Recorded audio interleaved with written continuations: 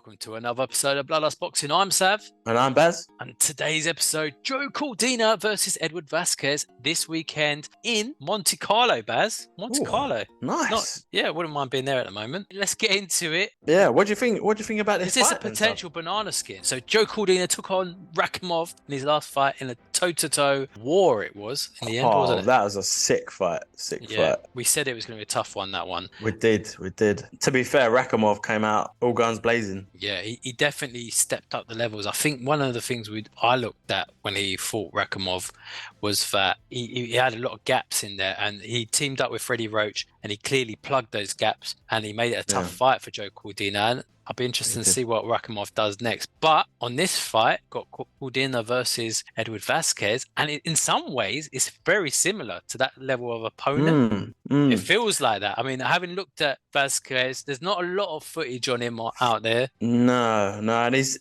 record kind of states that he's not really a big hitter. But I've seen that he's in the fights that I have seen, he's got quite a big punch output. Yeah. Could be an interesting one, Sav. Yeah, both orthodox fighters. I saw Vazquez versus Ray Ford, and he had a lot of gaps in his defense. Like he had like a stance like this, and his arms were like quite far out in front of his head. He was leaking like a tap. It was like, that just leaves you open to them hooks, doesn't it?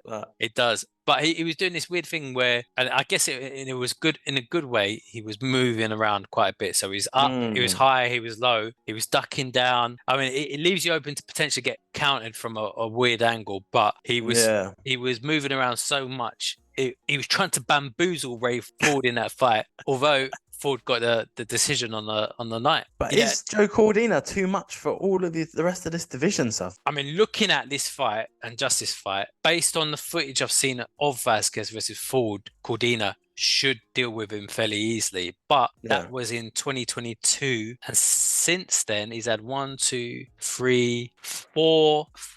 fights. So he's been really active. Like his last fight was in July. So he's been really active since then. And actually, seeing some of the later footage, he's tightened up on a few of those things where I thought Joe Cordina could potentially exploit. So his hands are a little bit tighter. He's got this weird thing where when he punches, it's almost like a slap. Like he doesn't fully twist into the shots. But again, looking at some of the later footage, I feel he's tightened that up now. He's turning a bit more into his shots to try and get a bit more. So you think it's going to be a spicy one? I think it's going to be one which probably goes down the stretch there. And if Joe Cordina's not on point, he could get stuck in there. But given Cordina's skill set, it should be a walk in the park if he's on point, if he's taking him seriously. Yeah. And to be fair, like I've really been liking the way Cordina's been fighting lately. Like, in his recent fights, it's so exciting for a super featherweight. Yeah, definitely. He's quite aggressive in his punches. You know, when you're looking at those lighter divisions, it's difficult, as you said, to put on like a bit of a show. But he's quite entertaining, Joe Cordina, isn't he? Yeah, definitely. What do you reckon? Do you think he gets the win on the weekend, or? Yeah, I think Joe Cordina is going to make light work of it, and he needs to then start taking on these bigger fighters. There's a lot of potential. Yeah, definitely. Yeah, I think it could be one of those filler fights where I said it's in Monte Carlo. It's not his hometown in Wales. He could be just taking it just to keep ticking along, and then the next fight after that could be a potential big one. Where does the winner potentially go from here? I mean, if Joe Cordina wins, who would you like to see him fight, Paz? You know what? I just see the fight on the weekend against Oshaki Foster and Eduardo Hernandez and Sav. It didn't get a lot of press, did it? It didn't. Because it got overshadowed by the whole Tyson Fury show, didn't it? And yeah. And I remember ringing you up as well. I was like, Sav, you got to see this fight, bro.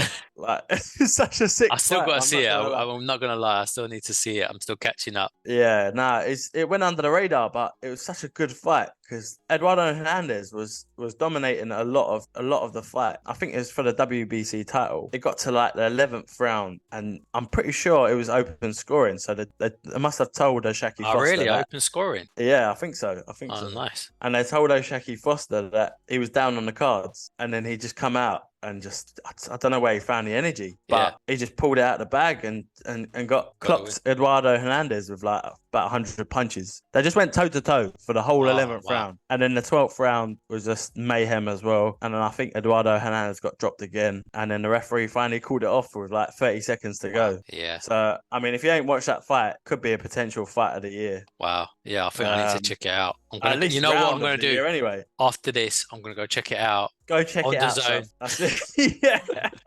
There's a little plug for DAZN for you. Yeah, we're not getting any subscription. We're not getting any royalties, always. But you know, that's send it our way if you want to. But no, But it sounds like it was a great fight. So that could O'Shaquie potentially Foster, potential and opponent for Joe Cordina, yeah, Joe Cordina. and Navarrete as well. There's been talked about that fight, didn't they? Yeah. Yeah. So I think this Vazquez fight is probably a bit more of a filler. Yeah, I feel like That's it's a bit That's of a it. I stepping mean, stone. I feel like we're overlooking him there, but provided he can get past Vazquez, then I would imagine they would look to try and get that fight on with Navarrete, potentially in Cardiff, in Wales, where Joe Cordina's from, and that would be a massive fight, a unification fight. So yeah, that'd be interesting to see. But I think we'll probably leave it there, Baz. I mean, actually, we didn't touch on the undercard, did we? No, we didn't, Sav. Because you got Ramla Ali on the undercard versus Guzman. I mean, like that first fight was a belter. Like, I'm surprised she's taken that so soon. Yeah, I think she was doing quite well, to be fair, until she got clocked.